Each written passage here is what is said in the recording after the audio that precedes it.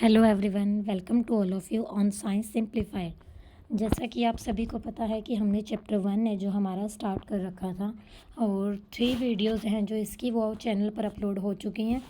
Next हम इसका 4th part है जो आज डिस्कस करेंगे। ठीक है बच्चे, प्रीवियस क्लास है जो हमारी जो 3rd पार्ट है, अगर आपने वो नहीं देखा पहले वो देख लीजिए। ठीक है, पार्ट 1 पार्ट 2 अगर आप लोगों ने देख लिया है तो एक बारी मैं थोड़ा सा बता देती हूँ कि प्रीवियस क्लास में हमने कौन सा टॉपिक किया था। यहाँ से हमने किया था effect of change of temperature वाला।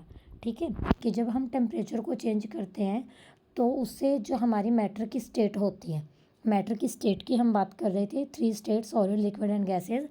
तो जो वो मैटर की स्टेट होती है उस पर क्या इफ़ेक्ट पड़ता है, ठीक है, वो चेंज होती है या नहीं होती। वहाँ पे हमने कई टर्म है जो नए भी डिस्कस किए थे यहाँ पे। ठीक है बच्चे, तो हमने देखा था कि जो मैटर की स्टेट है वो हमारी चेंज हो सकती है और यहाँ पे हमारा ये सेल्सियस केल्विन वाला कंसेप्ट भी आया था। ठीक है, और यहाँ से मोस्ट इम्पोर्टेंट जो कंक्लूज़न था हमारा कल की क्लास में वो ये था कि जब सॉलिड मेल्ट होता है इसका जो टेम्परेचर है वो सेम रहता है। वैसे तो हम नीचे से हीट भी दे रहे हैं उसको, स्टिल उसका टेम्परेचर सेम रहता है। इसका रीज़न हमने पढ़ा था कि वो हीट कहाँ पे जाती है, वो हमारी हीट है जो वो यूज़ हो जाती है फोर्स को ब्रेक करने में। ठीक है, वो फोर्स ब्रेक होंगे तभी तो हमारे जो पार्टिकल है उसकी पोजीशन चेंज होगी। पार्टिकल की पोजीशन चेंज मतलब कि वो सॉलिड से हमारा तभी लिक्विड में गया है। आइस है जो उसने वो हीट अब्जॉर्ब कर ली है, दैट्स वाई जो टेम्परेचर है वहाँ पे वो ज़्यादा इंक्रीज़ नहीं होता, मतलब वो सेम ही दिखाई देता है हमें। ओके, उसके बाद हमने यहाँ से फ्यूज़न का, लेटेंट हीट का ये कंसेप्ट है जो सारा डिस्कस कर लिया था।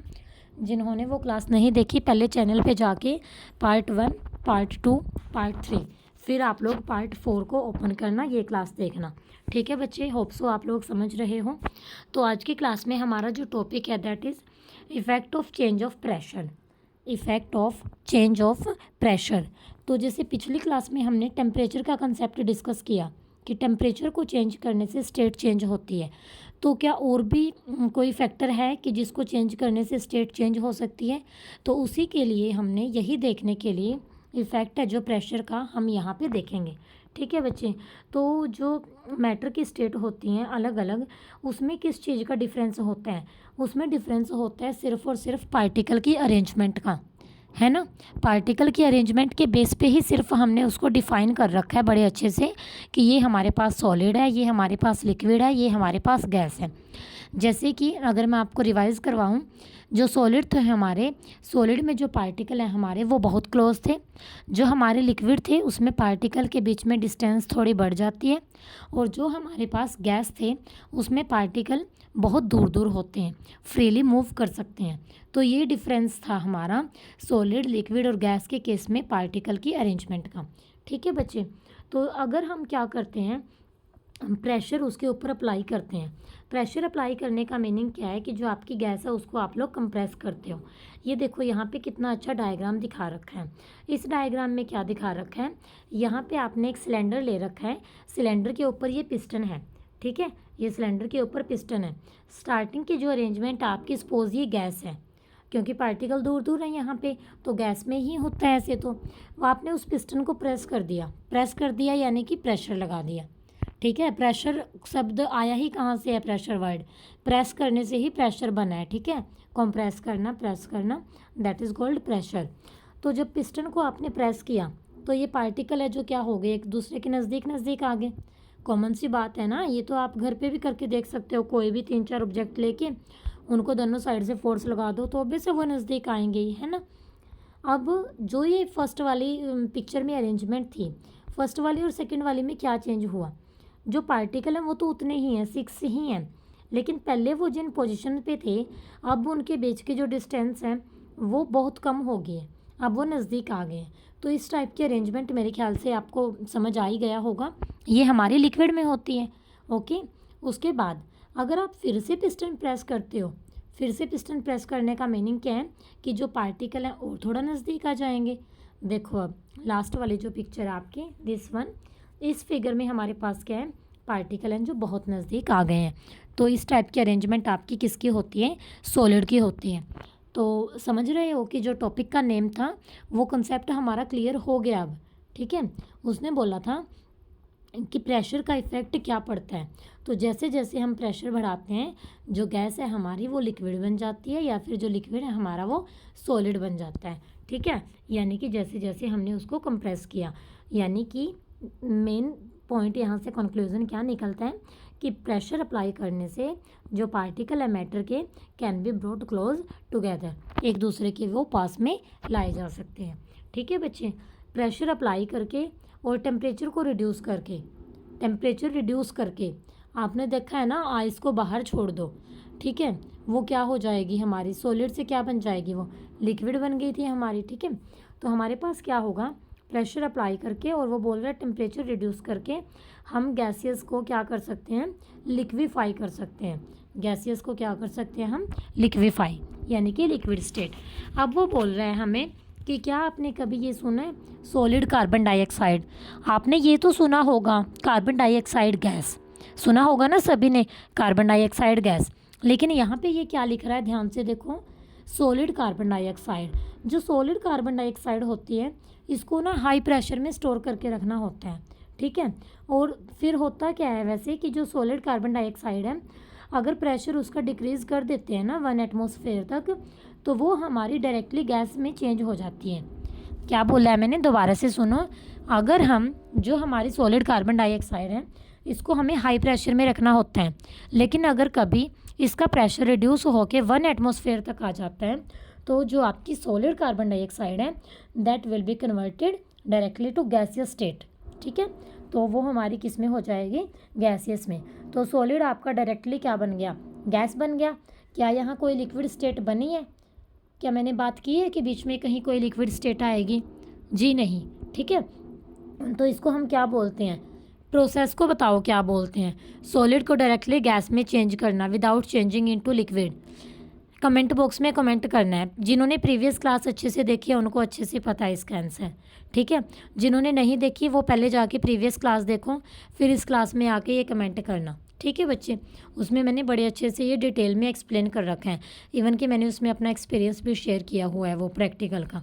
ठीक है बच्चे, तो यहाँ पे हमारे पास क्या होता है, यही रीज़न होता है कि कार्बन डाइऑक्साइड को हम ड्राई आइस भी बोलते हैं। क्या बोलते हैं, कार्बन डाइऑक्साइड को हम ड्राई आइस। तो एग्ज़ाम में आपके पास इस तरह से क्वेश्चन आ जाए, what you mean by dry ice. ठीक है, तो वहाँ आइस से रिलेटेड कंसेप्ट मत लिखने लग जाना कि वाटर से आइस बनती है, ये होता है वो होता है। कई बार ज़्यादा ही दिमाग लगाने लग जाते हो आप लोग भी। ठीक है, तो ड्राई आइस क्या होती है, solid carbon dioxide, solid carbon dioxide. Okay बच्चे, तो यहाँ से हम क्या कहते हैं कि जो प्रेशर है और टेम्परेचर है दोनों ही हमारे सब्सटेंस के स्टेट को डिटरमाइन करते हैं, यानी कि दोनों के साथ ही हम स्टेट का पता लगा सकते हैं कि वो सॉलिड है, लिक्विड है या फिर गैस है। ठीक है, जो कमेंट में आंसर पूछा था ये लो आ गया आपका। तो हमारे पास क्या होता है, सबसे पहले जाओ नीचे से ऊपर, सॉलिड से लिक्विड। सॉलिड से लिक्विड जब गए हो, ऊपर वाला एरो है दैट इज़ फ्यूज़न। पढ़ा था ना प्रीवियस क्लास में ये हमने, तो ये प्रीवियस क्लास रिवाइज हो जाएगी आपकी एक डायग्राम में। सॉलिड से लिक्विड जब बनता है that is called fusion. Liquid से गैस जब बनती है, लिक्विड से गैस जब बनती है दैट इज़ कॉल्ड वेपराइजेशन। क्या बोलते हैं हम इसको, वेपराइजेशन। और आपका गैस से जब सॉलिड बनता है, गैस से जब सॉलिड बनता है दैट इज़ कॉल्ड डिपोजिशन। क्या बोलते हैं हम इसको, डिपोजिशन। ठीक है, डिपोजिशन होना वो। अब दूसरा देखो, सॉलिड से डायरेक्ट गैस बन गया without changing into liquid state that is called sublimation, that is called sublimation. Gas से जब आपका डायरेक्ट लिक्विड बन जाता है, गैस से लिक्विड बन गया that is called condensation, that is called condensation. और लिक्विड से जब आपका सॉलिड बन जाता है, लिक्विड से क्या बन गया, सॉलिड, तो वो क्या बन गया, सॉलिडिफिकेशन। क्या बन गया बच्चे, वो solidification. I am repeating again, solid to liquid is fusion, liquid to gas vaporisation, वाष्पीकरण, यानी कि गैस टू सॉलिड हमारे पास डिपोजिशन, फिर solid to gas sublimation, gas to liquid condensation. Gas to liquid क्या होता है आपका, कंडेंसेशन। एंड लास्ट है हमारे पास यहाँ पे liquid to solid. Liquid to solid का एग्जांपल बता सकते हो कोई, कितने किए थे कल की क्लास में हमने, वाटर टू आइस बनना, ठीक है। तो वो क्या होता है आपका सॉलिडिफिकेशन। क्या होता है ये आपका सॉलिडिफिकेशन। ये इंटर कन्वर्जन हो गया मैटर की तीनों स्टेट का, ठीक है। यहाँ से क्वेश्चन पक्का आता है और ये डायग्राम भी आ जाता है। इतना आसान डायग्राम है, ठीक है। इसको ज़रूर बनाना है और चेक करना है फिर ठीक है या नहीं है। अब यहाँ पे है देखो प्रेशर के यूनिट की बात। आप ना बुक्स में जो ये नीचे लिखा होता है इसको मत स्किप किया करो बच्चे, ये भी अच्छे से करना है, ठीक है।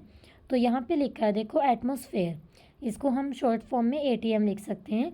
ये वो एटीएम नहीं है आपका उसमें कैपिटल एटीएम आते हैं, कहीं वो पैसों वाला एटीएम सोच लो, ठीक है। एटमॉस्फेयर की शॉर्ट फॉर्म है ये एटीएम। ये यूनिट है हमारे प्रेशर को मेज़र करने के।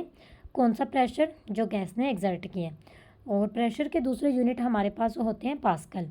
अब ये जो पास्कल और एटमॉस्फेयर है आपका, इसके बीच में भी कोई ना कोई रिलेशन होती है। तो 1 एटमॉस्फेयर आपका क्या होता है 1.01 इंटू 10⁵ पास्कल, ठीक है। एटमॉस्फेयर एंड पास्कल कैसे रिलेटेड है 10⁵ पास्कल। तो जो प्रेशर होता है हमारा एयर का एटमॉस्फेयर में, उसको हम क्या बोलते हैं एटमॉस्फेरिक प्रेशर। क्या बोलते हैं हम उसको atmospheric pressure. Atmospheric pressure, pressure of air in atmosphere is called atmospheric pressure. अब जो हमारा एटमॉस्फेरिक प्रेशर होता है सी लेवल पे वो 1 एटमॉस्फेयर होता है और उसको हम क्या लेते हैं नॉर्मल एटमॉस्फेरिक प्रेशर।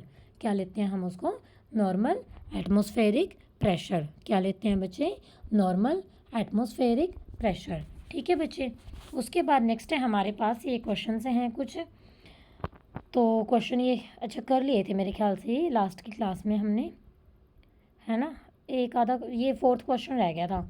सजेस्ट है method to liquefy atmospheric gases. Method बताना है लिक्विफाई करते हैं जब एटमॉस्फेरिक गैसेस को, गैस को लिक्विड में चेंज करना। देखो गैस को लिक्विड में चेंज करना दैट इज़ कॉल्ड कंडेंसेशन। क्या होता है ये कंडेंसेशन, ठीक है बच्चे। उसके बाद नेक्स्ट है हमारे पास इवेपोरेशन। इवेपोरेशन इम्पोर्टेंट कंसेप्ट है और आई थिंक ये हमारे चैप्टर का लास्ट कंसेप्ट है। फिर हमारा चैप्टर कंप्लीट। ओके आज की क्लास है बस ये हमारी लास्ट इस चैप्टर की, फिर हमारा चैप्टर यहाँ से क्या हो जाएगा कंप्लीट हो जाएगा। तो देखो क्या है बच्चे टॉपिक का नेम है दैट इज़ इवेपोरेशन। अगर मैं हिंदी में बोलूँ इसको बोलते हैं वाष्पीकरण।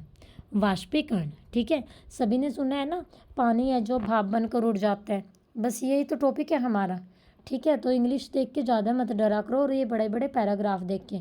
ये बड़े बड़े पैराग्राफ इसीलिए बनाए जाते हैं ताकि आपको कंसेप्ट है जो प्रॉपर क्लियर हो जाए। एक पॉइंट से ना समझ आए दूसरे से आ जाए, दूसरे से भी ना पता लगे तो तीसरे से आ जाए, और इसीलिए मैं इनको एक्सप्लेन करती हूँ। और मैं टॉपिक का नेम लेते ही एक बार थोड़ा सा पहले इसीलिए बताती हूँ ताकि आपके माइंड में फिट हो जाए एक्चुअली वो चीज़ है क्या, उसके बारे में पूरी हम राम कहानी पढ़ जाएं और आपको पता ही ना चले इवेपोरेशन क्या था। उसके इफ़ेक्ट पढ़ लिए और फैक्टर पढ़ लिए, ठीक है। तो ये इसीलिए बताती हूँ मैं आपको। तो इवेपोरेशन होता है वाष्पीकरण, पानी का उड़ जाना। भाप बन के पानी उड़ता है, पीछे क्या होता है कूलिंग रह जाती है। बस यही तो मेन कंसेप्ट है हमारा। Evaporation causes cooling. जैसे देखे हैं ना कपड़े सुखाते हैं तार पे, वो पानी कहाँ जाता है? क्या ज़रूरी है कि हम हर बार वो टेम्परेचर बढ़ाएं या प्रेशर घटाएं भाई उन्हीं से हमारी ये मैटर की जो स्टेट है वो चेंज होगी? नहीं बच्चे ऐसा नहीं होता, और भी बहुत रीज़न होते हैं। तो इस चैप्टर में एक लास्ट रीज़न हमने मतलब लास्ट जो उसके रिलेटेड हमारा जो टॉपिक है वो यही है इवेपोरेशन, ठीक है। तो चलो इसको हम डिटेल में एक्सप्लेन करते हैं। तो फर्स्ट पैराग्राफ है जो यहाँ पे दैट इज़ दिस वन, ये मैं आपको एक्सप्लेन कर रही हूँ। पहले ये बोल रहा है कि क्या हमेशा हमें ज़रूरत होती है, वही अभी मैं जो बता रही थी आपको, क्या कि सिर्फ टेम्परेचर और प्रेशर ही दोनों चीज़ ऐसी हैं जो स्टेट मैटर की चेंज कर सकते हैं? हमारी डेली लाइफ में कितने एग्जाम्पल ऐसे होते हैं जो हम देखते हैं कि टेम्परेचर और प्रेशर का हमने कोई उसमें इंटरफेयर नहीं करवाया था, स्टिल जो स्टेट है मैटर की वो हमारी चेंज होती है, ठीक है। सम एग्जाम्पल हैं हमारे एवरीडे लाइफ के जहाँ पे चेंज होती है मैटर की स्टेट। लिक्विड टू वेपर बनते हैं, ठीक है। और हमारे वेपर टू और भी चेंज मतलब लिक्विड पहुँचे बिना वो हो जाते हैं ना। लिक्विड पहुँचे बिना मतलब क्या है कि लिक्विड नहीं बनता बीच में, ठीक है, और अपने बॉइलिंग पॉइंट पे पहुँच जाते हैं। और ज़रूरी भी नहीं होता कि हर बार बॉइलिंग पॉइंट पे पहुँचने चाहिए, बिना बॉइलिंग पॉइंट पे पहुँचे भी वेपर्स में मतलब चेंज हो जाते हैं, ठीक है। जैसे वाटर है, जब इसको कवर नहीं किया तो स्लोली वेपर में चेंज हो जाएगा। कैसे? गैस पर पानी रख दो, कोई भी बर्तन में, बाउल वगैरह लिया, टोपिया वगैरह जैसे, तो उसको कवर मत करो, ठीक है। पहले वो बॉयल होगा और बॉयल होते होते उसमें से वेपर निकलना शुरू हो जाएंगे, और वो आपको तभी दिखेंगे जब आपने उसको कवर नहीं कर रखा। अगर कवर कर दिया ना तो फिर नहीं वो दिखेंगे, फिर वो क्या हो जाएगा, फिर वो कंडेंसेशन हो जाएगी, वो वाटर ड्रॉपलेट है जो कवर के ऊपर आएंगे, फिर पानी में वो जाती रहेंगी, ठीक है। और इवेपोरेशन तो होगी वहाँ पे, लेकिन जो वो मतलब वेपर हैं वो आपको दिखाई नहीं देंगे, ठीक है। अच्छा, अगला लिखा है इसने, वेट क्लॉथ ड्राई अप। सबने देखा ना, अभी मैं बोल भी रही थी आपको, कपड़े सुखाते हैं, पानी कहाँ जाता है, इवेपोरेशन होती है बच्चे वो, ठीक है। What happens to water in the above two example, इन दोनों एग्जाम्पल में वाटर कहाँ जाता है, ठीक है। तो देखो क्या है, हम सभी को पता है कि जो पार्टिकल हैं हमारे मैटर के, वो हमेशा मूव करते हैं, ठीक है। पार्टिकल क्या करते हैं, हमेशा मूव करते हैं, जिनको जितनी जगह मिली वो उतना मूव करेंगे, कभी वो रेस्ट पे नहीं होते हैं, ठीक है। अगर एक गिवन टेम्परेचर है गैस का, लिक्विड का या फिर सॉलिड का, तो जो पार्टिकल है उनकी काइनेटिक एनर्जी अलग अलग होती है। अब काइनेटिक एनर्जी पता होगा सभी को, लास्ट की 2 क्लासेज में हमने काइनेटिक एनर्जी का कंसेप्ट बड़े अच्छे से डिस्कस किया है, बड़े डिटेल में। यहाँ भी एक बारी फिर से बता देती हूँ, लेकिन वहाँ सुनोगे तो ज़्यादा कॉन्सेप्ट क्लियर होगा, ठीक है बच्चे। इसीलिए मैं बार बार बोलती हूँ आपको, पिछले पार्ट देख के नेक्स्ट पे आया करो, कभी ऐसे मत किया करो कि मुझे तो डायरेक्ट पार्ट 4 समझ आ जाएगा, ठीक है। तो ऐसा नहीं होता, ठीक है। तो होती क्या है काइनेटिक एनर्जी, जब पार्टिकल मोशन में होता है, पार्टिकल गति में होता है, उसकी वजह से जो वो एनर्जी उसकी होती है, that is called kinetic energy. अब सॉलिड के पार्टिकल कम मोशन में होते हैं, क्योंकि उनके पास स्पेस ही नहीं होता, उनका तो बस इग्नोर ही करके चलो मोशन, तो उनकी काइनेटिक एनर्जी कहाँ से आएगी, जब वो गति में ही नहीं है तो गतिज ऊर्जा कहाँ से बनेगी, ठीक है। लिक्विड की काइनेटिक एनर्जी सॉलिड से ज़्यादा होती है, और गैस के पार्टिकल के पास तो काफ़ी स्पेस होता है मूव करने के लिए, तो उनकी काइनेटिक एनर्जी सबसे ज़्यादा होती है, ठीक है बच्चे। अगर लिक्विड की बात करें तो उसमें क्या होता है, मतलब हमारे पास क्या है कि जो कम पार्टिकल ही ऐसे होते हैं जिनकी हायर काइनेटिक एनर्जी होती है। हायर काइनेटिक एनर्जी मतलब कि जो फोर्स ऑफ अट्रैक्शन है उसको वो तोड़ देते हैं, ठीक है। और फोर्स ऑफ अट्रैक्शन अगर लिक्विड के टूट गए, उनके बीच में जो बॉन्ड था, जो उनका प्यार था, ठीक है, जिसकी वजह से वो जुड़े थे, अगर वो टूट गए तो गैप आ गया। गैप आ गया मतलब पार्टिकल दूर दूर हो गए। पार्टिकल दूर दूर किस में होते हैं, गैस में, और यानी कि वेपर बन गया वहाँ पे।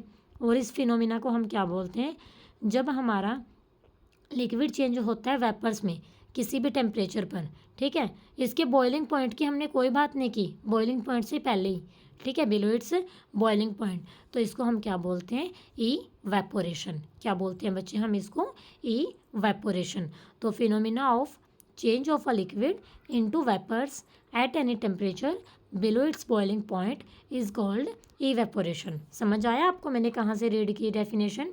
ये जो पैराग्राफ है देखो 1.5.1, इसके ऊपर वाली 3 लाइन्स देखो, ठीक है। ये जो फिनोमिना होता है हमारा लिक्विड की स्टेट चेंज होने का वेपर्स में किसी भी टेम्परेचर पर, ठीक है, लेकिन उसका बॉइलिंग पॉइंट नहीं आया, हमने ये बात नहीं की। अगर बॉइलिंग पॉइंट आता फिर तो वो बॉइलिंग पॉइंट की ही डेफिनेशन नहीं हो जाती, जैसे हमने लास्ट की क्लास में किया था, ठीक है बच्चे। तो ये हमारा कंसेप्ट हो गया इवेपोरेशन का। अब इवेपोरेशन को भी मतलब इफ़ेक्ट करने वाले कोई ना कोई फैक्टर होंगे कि ये इसको मतलब इफ़ेक्ट करते हैं, ठीक है। तो देखो इसके लिए एक्टिविटी ले रखी है इन्होंने। इसने क्या किया, वाटर ले लिया एक टेस्ट ट्यूब में और इसको कहाँ रख दिया, एक विंडो के पास रख दिया, और फ़ैन वहाँ पे चला हुआ है, ठीक है। फिर उसने क्या किया, 5 ml वाटर फिर से ले लिया, वो तो टेस्ट ट्यूब में था। अब उसने ले लिया ओपन चाइना डिश में। आप अपने घर में ना जो छोटी छोटी बाउल होती हैं जिसमें आप सब्जी वगैरह डालते हो, उसमें ले लेना, ठीक है। उसको भी नियर विंडो रख दिया और अंडर फैन। फिर क्या किया, फिर से 5 ml को वाटर ले लिया ओपन चाइना डिश में ही, मतलब ऐसे ही ओपन बाउल में ले लिया आपने। फिर आपने उसको कहाँ पे रखा है, इनसाइड अ कप बोर्ड, ठीक है, और या फिर सेल्फ इन योर क्लास। अब आपने नोट करना है रूम टेम्परेचर, टाइम भी नोट करना आपने, डेज भी नोट करने हैं कि इवेपोरेशन तीनों केस में कैसे कैसे हुई है, किस में जल्दी हुई है, किस में धीरे हुई है, ठीक है। और फिर उन्हीं एक्टिविटी को रिपीट करना आपने रेनी डे में। रेनी डे में टेम्परेचर का इफेक्ट पड़ता है, ह्यूमिडिटी का भी इफेक्ट पड़ता है, ठीक है, ह्यूमिडिटी समझ रहे हो, आर्द्रता, नमी होना टेम्परेचर में। फिर से आपने ऑब्जर्वेशन नोट करनी है, ठीक है। अब फिर आपने बताना है इफ़ेक्ट क्या क्या हुआ, टेम्परेचर का इफ़ेक्ट क्या हुआ, सरफेस एरिया का क्या हुआ, विंड वेलोसिटी का क्या हुआ, स्पीड का मतलब इवेपोरेशन पे, ठीक है। तो ये सब जब हमने देखा और हमने नोट किया तो वहाँ से हमने क्या ऑब्ज़र्व किया वो देखते हैं।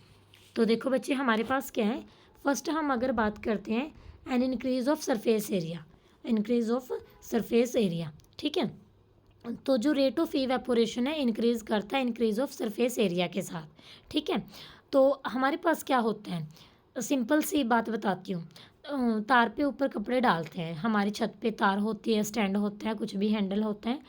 तो एक तो आपने सपोज़ आपने एक वहाँ पे दुपट्टा डाल दिया सुखाने के लिए, एक तो आपने पूरे दुपट्टे को खोल के पूरी तार पे स्प्रेड कर दिया, एक आपने क्या किया, वो उसको डबल से ट्रिपल टाइम करके फिर सुखा दिया। आप क्या देखोगे, जब आपने सिंगल लेयर पूरे को खोल के सुखाया है, वो आपका मतलब अभी के दिनों की अगर मैं बात करूँ अप्रैल के दिनों में, तो 20 मिनट में वो आपका कम्प्लीटली ड्राई अप हो जाएगा, अच्छी तरह से सूख जाएगा। लेकिन अगर आपने उसको डबल ट्रिपल करके डाल रखा है ना, वो आपका 1 घंटे में भी नहीं अच्छे से सूखेगा, फिर भी साइड से वो गिल्ला रह जाएगा, ठीक है। ऐसा क्यों है, क्योंकि सरफेस एरिया जब हमने पूरे को खोल के डाला, सरफेस एरिया वहाँ पे ज़्यादा मिल गया, हर एक पार्टिकल की इवेपोरेशन होगी। लेकिन जब हम उसको डबल ट्रिपल करके डाल रहे हैं, उसका एरिया हाफ रह गया, 1/3 रह गया, ठीक है। एरिया हाफ रह गया मतलब एक दूसरे के ऊपर कवरिंग होगी, ऊपर ऊपर वाली लेयर की तो इवेपोरेशन हो जाएगी, नीचे वाले की कब होगी, जब ऊपर वाले की पूरी अच्छी तरह से हो जाएगी। और नीचे वाले की होगी भी कैसे, ऊपर वाले को क्रॉस करके जाएगी, इवेपोरेशन के बीच में भी रुकावट आ रही है यहाँ पे, ठीक है। तो ऑब्वियस है टाइम तो लगेगा ही। तो मतलब यहाँ से हमारा जो इफ़ेक्ट है वो कौन सा क्लियर हुआ, आपका सरफेस एरिया का। तो जो इवेपोरेशन है हमारी सरफेस फिनोमिना है, अगर सरफेस एरिया इंक्रीज़ करते हैं तो रेट ऑफ इवेपोरेशन इंक्रीज़ करता है, ठीक है। क्लोथ्स को जब हम डालते हैं स्प्रेड करके इसीलिए डालते हैं, फैला के इसीलिए डालते हैं। कपड़ों को ये नहीं है कि बस उसको ऐसे इकट्ठा कर दिया, ढेर लगा दिया, तो वो ऐसे नहीं सूखेंगे, ठीक है बच्चे। उसके बाद है an increase of temperature. Temperature से तो पता ही है, जितना टेम्परेचर बढ़ाओगे पार्टिकल है जो उतना मोशन में होंगे, नंबर ऑफ़ पार्टिकल मोशन में होंगे तो उनकी काइनेटिक एनर्जी ज़्यादा होगी, काइनेटिक एनर्जी मतलब उनको वेपर स्टेट में जाना, ठीक है। तो इवेपोरेशन इंक्रीज़ होती है जब हमारा टेम्परेचर है जो इंक्रीज़ होता है। थर्ड है हमारे पास डिक्रीज़ इन ह्यूमिडिटी, तभी उसने रेनी डे की बात की थी जब हमने एक्टिविटी की थी, ठीक है। डिक्रीज़ इन ह्यूमिडिटी, इस केस में क्या होता है, ह्यूमिडिटी का मीनिंग क्या है, पहले तो ह्यूमिडिटी का मीनिंग है कि जो आपका एनवायरनमेंट है, जो एयर है, उसके अंदर वाटर वेपर कितने हैं, ठीक है, उसके अंदर वाटर वेपर कितने हैं, पानी के वाष्प के कण कितने हैं, ठीक है। तो जो हमारे मतलब सराउंडिंग में एयर है वो एक मतलब ना फिक्स अमाउंट होता है कि इतने वाटर वेपर को ही वो होल्ड करके रख सकती है एक गिवन टेम्परेचर पे।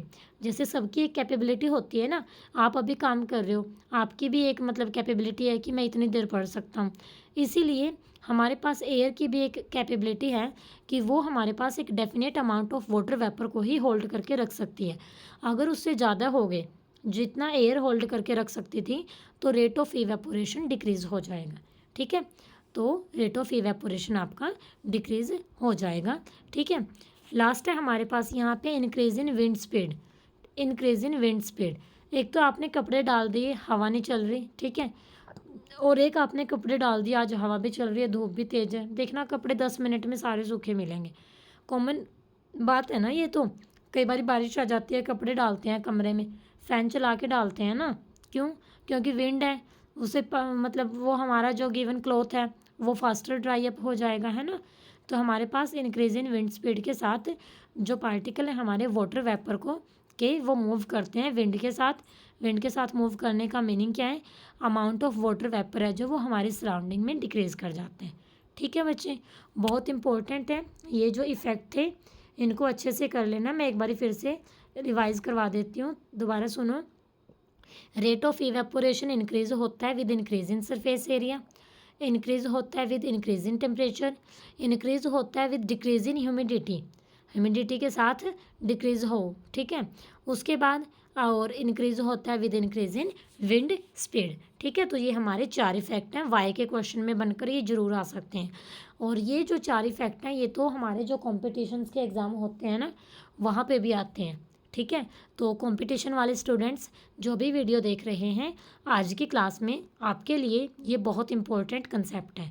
ठीक है बच्चे, इनको ध्यान से कर लेना है। उसके बाद है how does evaporation cause cooling. अब हमने ये तो बोल दिया कि इवेपोरेशन हो गई, कपड़े सूख गए हैं, ये हो गया वो हो गया, एक तरह से कूलिंग हुई है ना वो। ठीक है, तो वो कूलिंग है जो वो कैसे होती है, फिनोमिना क्या है, प्रोसेसिंग क्या है। ठीक है बच्चे, तो देखो इसको समझते हैं हम। अगर हम ओपन वेसल की बात करते हैं, खुला बर्तन कोई ले रखा है तो उसमें लिक्विड इवेपोरेट हो जाता है। कैसे हुआ है, पार्टिकल एंड जो लिक्विड की उसने एनर्जी अब्जॉर्ब की हमारी सराउंडिंग से। ठीक है, और एनर्जी का फिर लॉस हुआ इवेपोरेशन के ड्यूरिंग। क्योंकि हमारा रूल क्या है, रूल हमारे यूनिवर्स का ये है कि एवरीथिंग हेयर यहाँ पे जो भी है दैट इज़ कंजर्व, वो फिक्स है, ना वो बढ़ता है ना घटता है। अगर वो एक साइड से बढ़ गया तो वो दूसरी साइड से घट जाएगा, दैट रिमेन कांस्टेंट। तो अगर हमने पार्टिकल्स ने लिक्विड के ने एनर्जी अब्जॉर्ब की थी सराउंडिंग से, किसके लिए की थी, टू रिगेन द एनर्जी। कौन सी एनर्जी रिगेन करनी थी उसने, इवेपोरेशन के ड्यूरिंग जो लॉस होगी थी। ठीक है, इसीलिए पार्टिकल क्या करते हैं, एनर्जी को अब्जॉर्ब करते हैं। समझ रहे हो, तो जो एब्जॉर्प्शंस है एनर्जी की सराउंडिंग से, उसी की वजह से जो सराउंडिंग है हमारी वो कोल्ड हो जाती है। सराउंडिंग कैसे हो जाती है, कोल्ड यानी कि ठंड। ठीक है, तो देखो क्या है, एग्जाम्पल समझते हैं। ये तो बड़ा इंटरेस्टेड टॉपिक है आपका, इसका तो क्वेश्चन भी आया था अभी लास्ट ईयर, मैं बताऊंगी कौन सा आया था। ठीक है, तो क्या होता है कि जब आप एसीटोन रखते हो अपनी हथेली पे, ये भी क्वेश्चन है, देखो दिखाऊं, ये देखो थर्ड क्वेश्चन है इन टेक्स्ट में, why does our palm feel cold when we put some acetone. इसका आंसर मिल गया यहीं से, सेकंड भी इसी पैराग्राफ में है, फर्स्ट भी। क्वेश्चन यहीं से होते हैं सारे। ठीक है, बस कंसेप्ट को ध्यान से किया करो, क्वेश्चनों में कुछ नहीं है। फिर क्वेश्चन फिर आप ऐसे लिख दोगे जो आपकी एमबीडी वाला दीपक वाला कोई नहीं लिख सकता।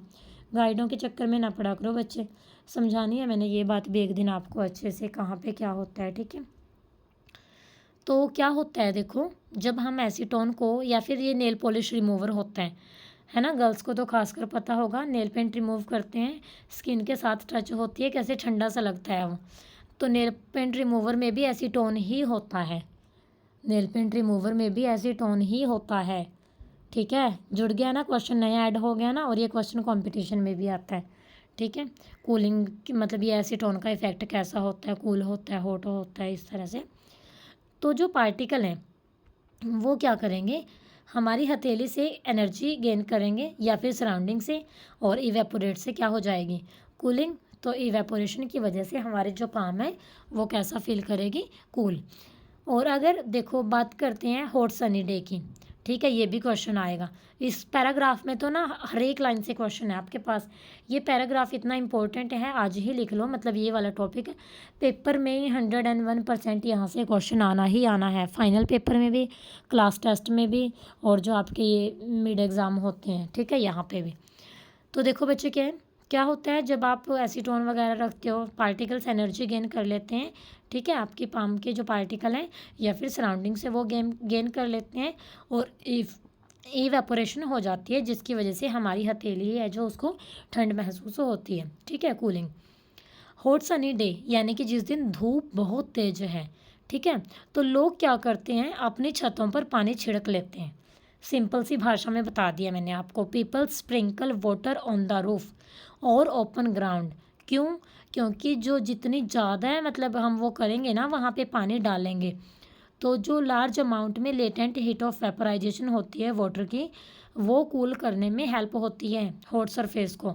देखो आपने पानी डाला, जो बहुत ज़्यादा गर्मी है तो पानी डालते ही वो एकदम सूख जाता है।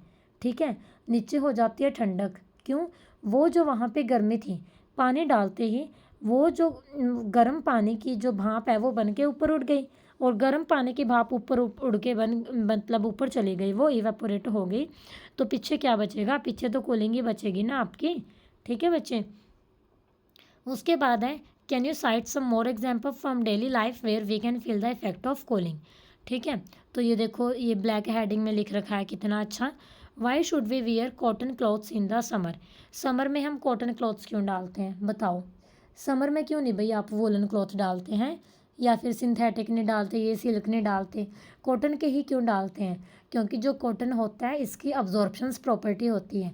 जो हमें स्वेट निकलता है ना, जो पसीना निकलता है, वो क्या करता है, कॉटन उसको अब्जॉर्ब कर लेता है और हमें कूलिंग फील होती है फिर अंदर से वो। ठीक है बच्चे। उसके बाद देखो क्या है, समर के ड्यूरिंग देखो हम क्या करते हैं, हम यहाँ पे मैकेनिज़्म है जो हमारी बॉडी का, वो हमें कूल रखता है। ठीक है, ये डालने का हमें पता है। इवेपोरेशन के साथ साथ पार्टिकल हैं जो सरफेस ऑफ लिक्विड की एनर्जी गेन करते हैं सराउंडिंग से और फिर वेपर में चेंज होते हैं, और वो जो हीट एनर्जी होती है वो किसके इक्वल होती है, लेटेंट हीट ऑफ वेपराइजेशन की। ठीक है, जो हमने अब्जॉर्ब की हमारी बॉडी से। और लेटेंट हीट ऑफ वेपराइजेशन होगी तो पीछे लिविंग द बॉडी कूल, हमारी बॉडी है जो पीछे वो क्या होगी, कूल हो जाएगी, हमें ठंडक महसूस होगी।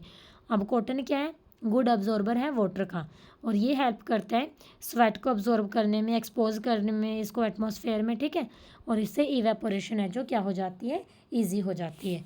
ठीक है बच्चे, that's why we wear cotton clothes. ठीक है, ये क्वेश्चन भी आया होगा ज़रूर। ये देखो 5th क्वेश्चन है, what type of cloth should we wear in summer. अब ये क्वेश्चन मैं दोबारा नहीं करवाऊंगी आपको, रीड करते करते साथ के साथ बता रही हूँ ना। ठीक है, 3rd भी हो गया देखो, पाम फील कोल्ड वाला, और ये भी हो गया व्हाट टाइप ऑफ क्लॉथ वाला। ठीक है, और अब ये ऊपर वाले 2 हैं जो अब हो जाएंगे, ऊपर वाली 2-4 लाइनों में।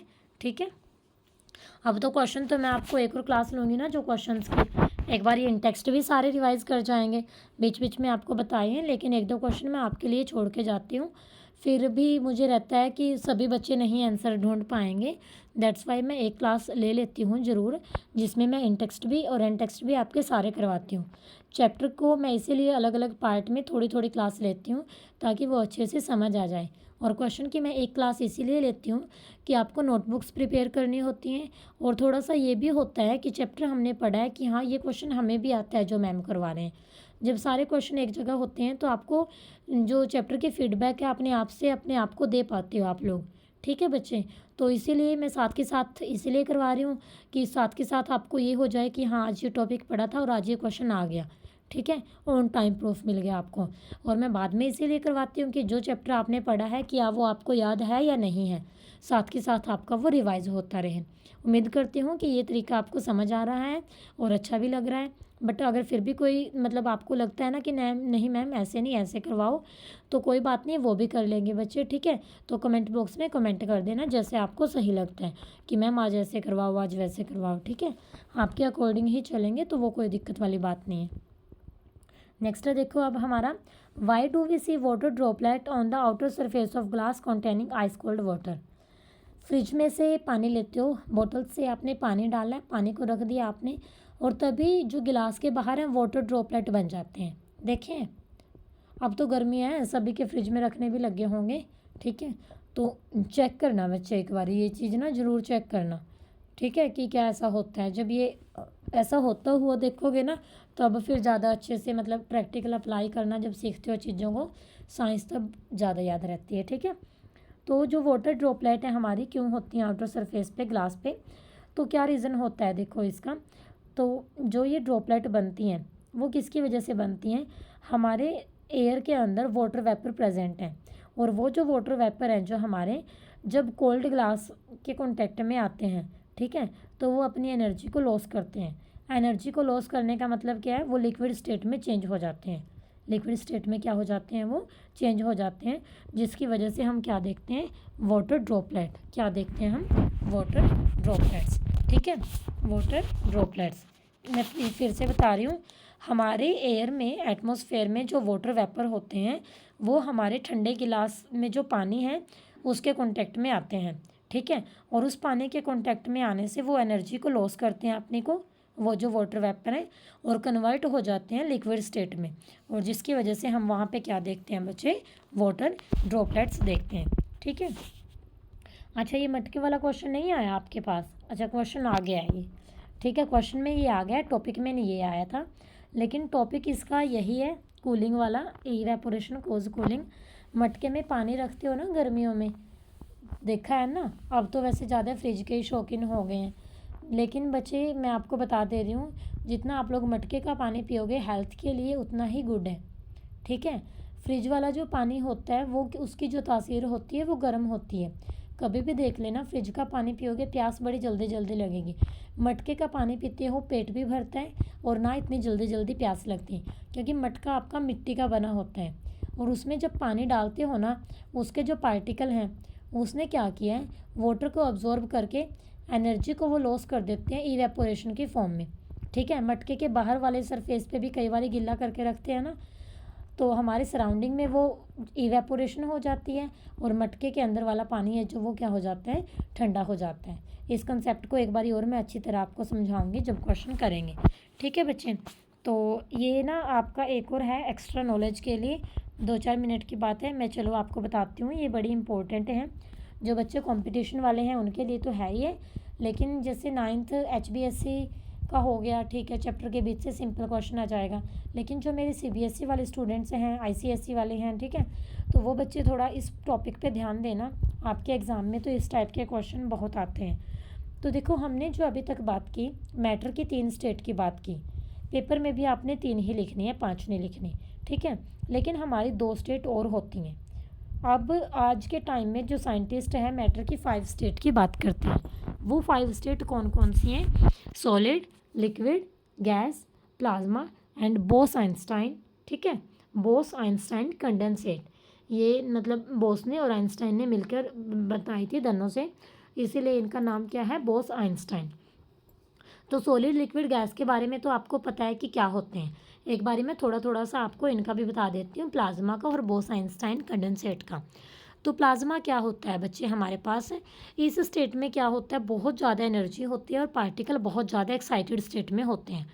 हायर एनर्जी होगी तो हायर मतलब एक्साइटेशन तो होगी ही वहाँ पे, ठीक है। ये जो पार्टिकल हैं ये गैस की फॉर्म में नहीं होते, बल्कि जो गैस ब्रेक हो जाती है ना, जिसको हम बोलते हैं आयोनाइज्ड गैस, उस फॉर्म में होती हैं, ठीक है। जो हमारे ये नियॉन साइन बल्ब होते हैं ना, फ्लोरोसेंट ट्यूब होती हैं, उसमें प्लाज्मा ही होता है, ठीक है बच्चे। तो जैसे ये नियॉन साइन बल्ब होते हैं, इनमें नियॉन गैस होती है, फ्लोरोसेंट ट्यूब के अंदर हमारे पास हीलियम गैस भी होती है, दूसरी गैसेस भी हो सकती हैं। तो ये हमारी गैस है जो आयोनाइज हो जाती हैं, और हमारी गैस है जो जब चार्ज होती है इलेक्ट्रिकल एनर्जी वहाँ पे फ्लो करती है, और चार्ज होने की वजह से प्लाज्मा क्रिएट होता है बल्ब के इनसाइड। और जो प्लाज्मा है हमारा ग्लो करता है स्पेशल कलर के साथ, वो कलर है जो हमारा फिर डिपेंड करता है ना गैस का नेचर कैसा है, ठीक है।